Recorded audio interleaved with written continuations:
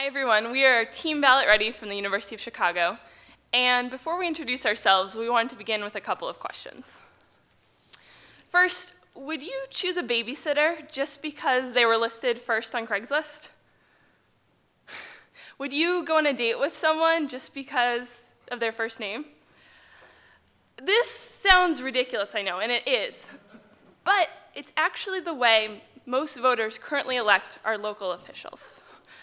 So my name's Aviva, this is Alex, and we're here because we believe that these decisions matter, and because we're passionate about creating a more informed democracy. So some of you guys may have heard that we're currently in the midst of a presidential election. And if you turn on your TV, you really can't hear, the first thing you hear is about the campaign. So it's easy to think with so much focus on the presidential candidates that they'll be the only people on the ballot. The truth is, 96% of our elected officials, or over 500,000, are local elected officials. These are county coroners, school board members, city aldermen, and water commissioners. Despite their incredible number, most people enter the voting booth prepared to vote for president, senator, congressman, and unprepared for something that looks like this.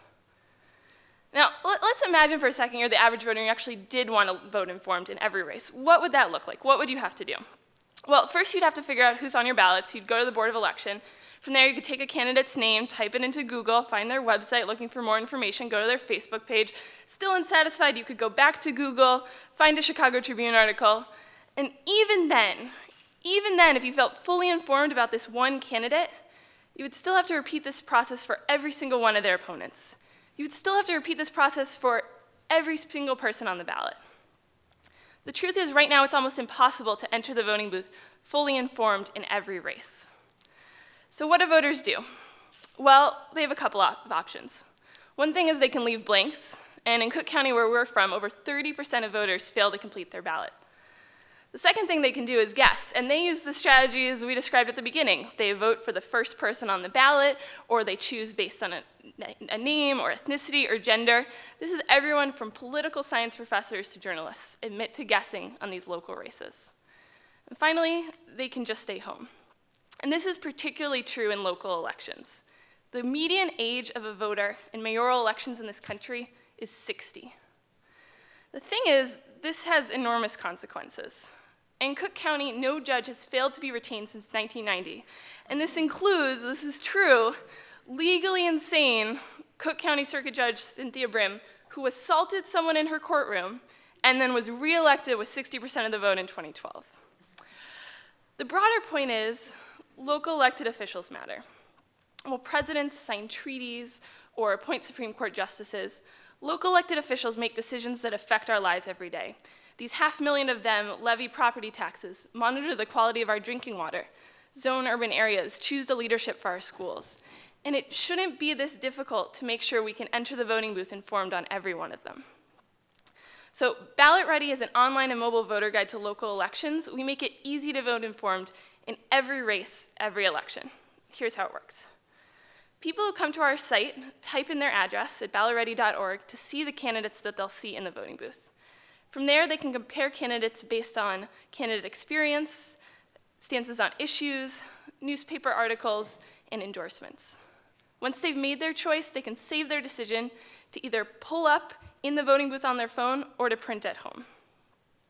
Every fact on our site is linked back to its source, and every piece of information is verified by multiple people. On the back end, we aggregate information through a mix of crowdsourcing and automation. We partner with political science departments who host day-long civic hackathon events, where students research this information as volunteers. On the automated side, we used APIs and our own automated processes to generate information on candidate voting records, campaign finance, and newspaper articles. We're continuing to automate more and more of this process to enable us to scale to elections nationwide. We started Ballot Ready because we had the problem in the voting booth ourselves. Then we used an iterative process to validate both the problem and our solution. The first thing we did was in December 2014, we created paper voter guides that we used to interview over 150 voters across Chicago to find out what information on candidates was most important to them. Then last spring, we had a pilot site up, kind of ugly, that for the Chicago mayoral runoff election, we only spent $180 total. We didn't tell our friends and family, and we had over 400 people come to our site. Our takeaway from all this was that people are looking for information when it comes time to vote in local elections. So since then, we've launched robust, comprehensive voter guides that are available on desktop and mobile. Last November, we covered the elections in Kentucky and Virginia, and we just finished covering the Illinois primary that happened last week.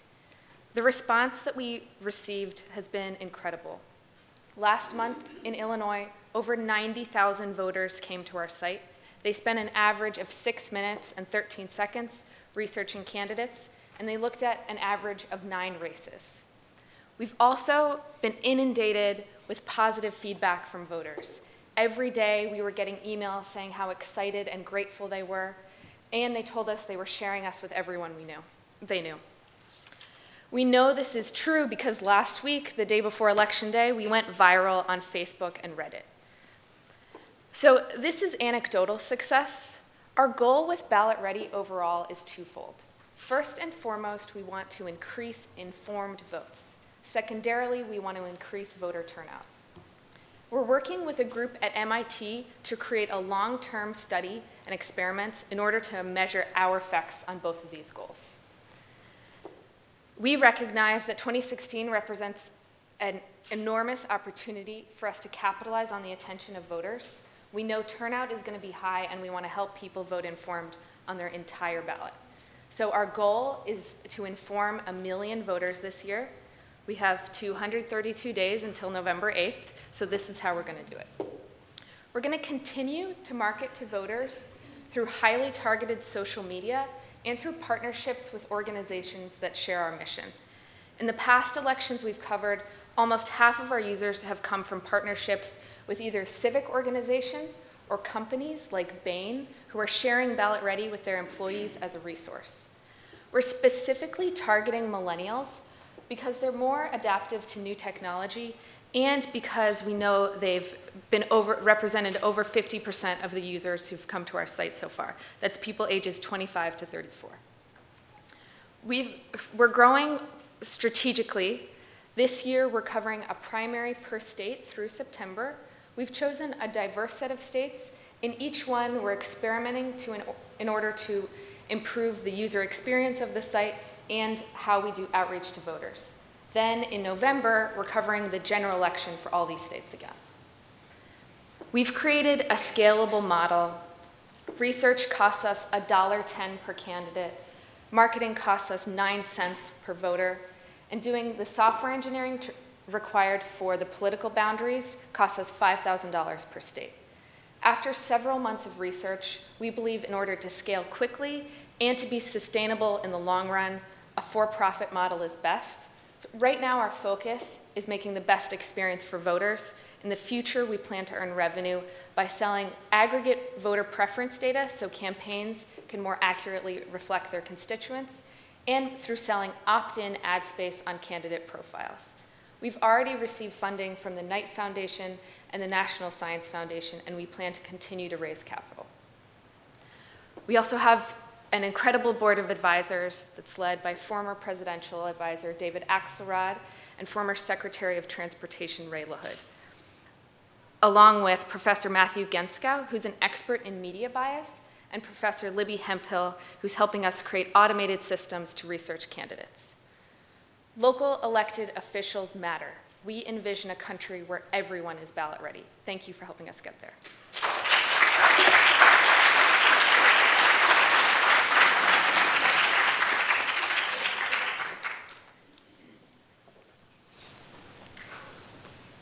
So you're going to be a for-profit company because you're going to meet a consumer demand. People want this service.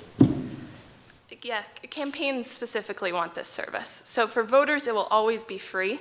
What we've learned. The voters have to come to your site. Yes. If the voters don't come to your site, you've got nothing. Exactly, which is why we've been experimenting with marketing, and the cost used to be $1.20 to get a user to our site. This past election, it was 9 cents. So we're continuing to learn because that's really the key, is it needs to be really inexpensive because voters want this information and we can reach them effectively.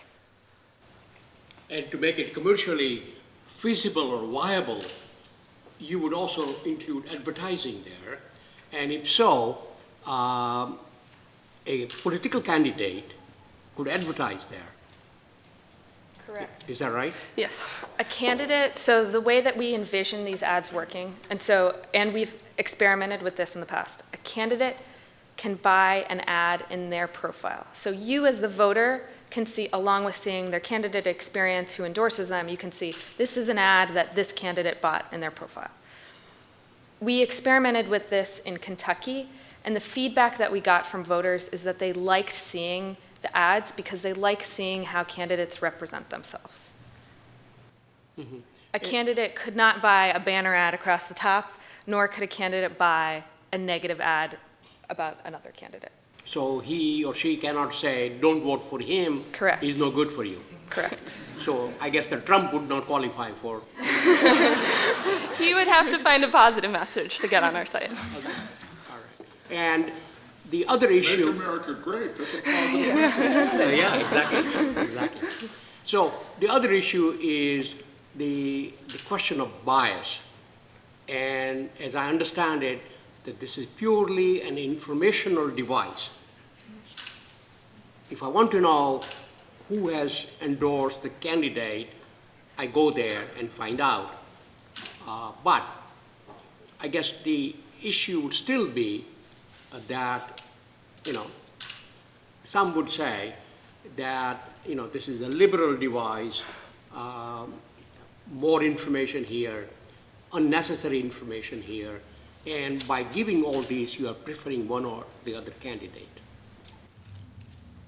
Yeah, so I think there are two things there about this perception of bias. One is about how we collect the information and what we're displaying, and then one is about other things that give people ideas about what our liberal or conservative we are. On how we collect it, what we're doing is we use the same automated process for everything. So every single candidate, people are asked to find whatever's out there about them, where they went to school, their past professions. Every single stance that they have taken on their website goes to our site. Every single news article is just automated. So we've implemented those on the back end to make sure that we're collecting things in a way that doesn't introduce bias. Now, people still might think that we're biased because we're providing more information. That's, traditionally a liberal project. We're thinking a lot about that. One thing is right now we have David Axelrod, who's very well known, and Ray LaHood, who policy geek like me, definitely knows, but is less well known maybe to the general public. We're working on getting a higher level Republican who can sort of balance him out and give us that credibility on the right-leaning side. The last question on this front at this time for me is this, that say in primary, Republican primary, there were something like 18 or so candidates. So everyone would get the same amount of space Yeah. on your real estate up front. Whatever they have. So some candidates have a lot of information, some candidates... No. I mean that it's the same format. Oh, yeah. So- And one thing we do is It's the same way. you can sort it, it's default to sort random because we know that ballot order matters. So each time you come to the site, you'll see the candidates in a different order. You can also choose to sort them alphabetically. But that's, the same amount of space and the order they're presented is random. Okay. So, tell me a little bit more about this model where you actually resell the data, and how does that work? Yeah. So we can collect information on what issues voters in a given district care about because of how they're sorting and comparing candidates. And that's information that campaigns and even elected officials might want so that they can better reflect the people that they're representing. All right, so, but again, in order to keep it pure, you're obviously relying on the candidates to populate some of the stances, whereas you're doing automated searches for other things? We don't go to the candidate Well, to say, But you're using their website material. right. So what happens when Trump buys Jeb Bush's website? So that's, I think Jeb Bush dropped out. That's not a problem we've thought about, but I think it's good to... I mean, but what happens when your opposition buys a website that makes it look like your website and puts a bunch of stuff up there? Yeah, we make sure every website is verified. That's the first process, actually, is the first process is to get the list of candidates and then to go through and actually verify this is the correct website that's sponsored by that campaign. What is the basis of the revenue estimates? I mean, you're very, very precise, down to the dollar. How did you come up with that? So that's based on some assumptions that, are assumptions right now and we're currently testing. So that's based on, we've had conversations with political data firms, and they've told us this is how much we think that you could sell this data for. This is the % of users we think we'd like to buy the data from. And then we estimate, okay, we think this many voters will come to the site. If this % are valuable, this is how many we sell. That said, they are just estimates. It's putting something out there so we can begin to create a model for what this would look like. It's dynamic revenue estimation. So ultimately, you could just take this data, create an algorithm, and just tell us who we should elect? Or go ahead and fill the ballot out for us. We also experimented with quizzes because Okay. the thinking was people like taking quizzes, BuzzFeed, that's Exhibit A.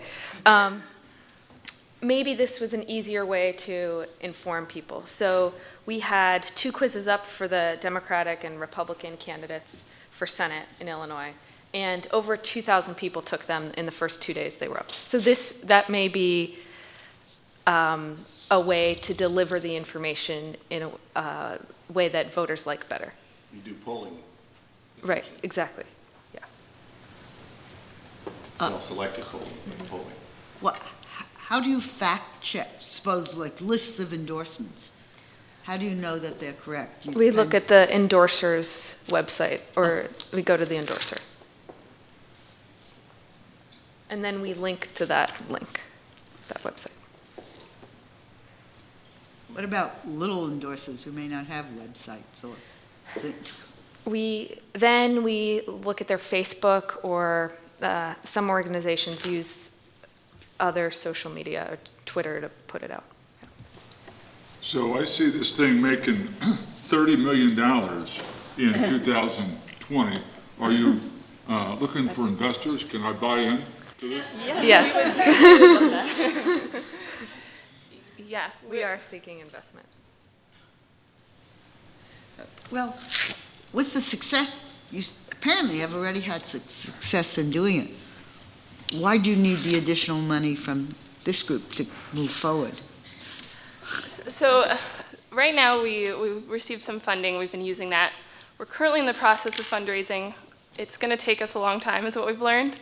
So this will help us continue to experiment, make the website better, in order to then go to investors and say, look, voters want this. This is a great experience. It's solving a real need. You should enable us to scale dramatically across the country. So we're really counting on you guys to help us get through that additional next step to really prove out to investors that this is something worth investing in. And as you expand for scale, how do you decide which states to add or not add, or local races or what? Yeah. So sometimes it's by opportunity. So next month we're covering the Maryland primary, and that's because it's happening next month. We usually are starting with swing states where voters have more trouble deciding. There are more voters from both parties, and where the ballot is long, right? Beyond that, the reason we're covering the same states in November that we're covering the primaries for this year is because we want to see how many people come back to our site from the ones that we've reached already. So it's to experiment with our marketing and our branding. What about the fact that the whole voting population isn't computer literate? How does that figure into it? So we're first targeting people who are likely to vote and going to vote already and probably not completing their ballot. And we're targeting millennials because they're more adaptive to new technology. We think that this is the way to go first, and then we'll expand into other groups. And just to be clear, you're doing from the top of the ballot to the bottom in each one of these jurisdictions? Yes. We cover the presidents too. And you believe that millennials are stronger voters than older people? No. No. Okay. Make sure. But they should be, or they should Well, be they about should the be. same. But don't you think that we as citizens have a responsibility? I mean, that's how I was raised, is to research the voters. I didn't have this I mean, I appreciate that you're making it easier, but you're informing, but are you trying to drive them?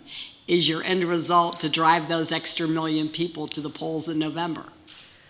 We know there's research that shows that sometimes people don't go vote because they're not sure who to vote for. They don't want to waste the time going to the polling place to do that. So that's how we'll drive voter turnout.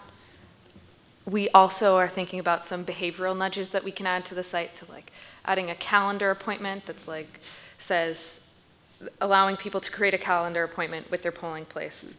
That's something that studies show motivates people to actually go vote. So any possibility of a non-profit organization, say something like Ford Foundation, were to say that don't go private, we'll take it over? I mean, if they want to do that, we'd be open to conversation. The reason we chose this is really because we want to be sustainable. We were looking at, there are a lot of foundations that do democracy-related work, but it would mean going back to them over and over to ask for money. And we really think for this to grow into the scale that we want, that this is the right path forward. How is this different than things like Ballotpedia? So Ballotpedia has very little information on local candidates. Usually it'll say something, it might have their name and something about the office. We have much more comprehensive information on those local candidates.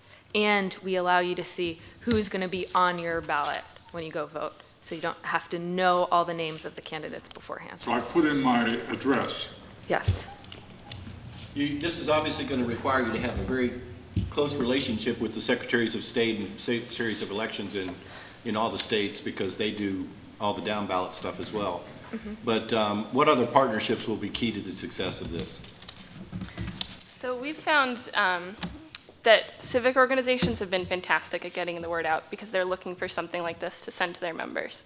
So we have a lot in Illinois, but we're going to continue developing them in each state that we go to, because we can reach people via Facebook, but they can reach entire email lists. They have community organizations. So those organizations and universities we really view as key partners to getting the word out. So going back to advertising, would you take advertising, say, from Coca-Cola? Or that would not be appropriate for this? No, we wouldn't. And it also, they probably wouldn't pay as much for an ad. So we wouldn't, it wouldn't be, make it as sustainable as candidate ads. But if advertiser is willing to pay, would you? The ads are only going to be in candidate profiles as an additional piece of information. So there would be nowhere for Coca-Cola to go on the site. Okay. Thank you.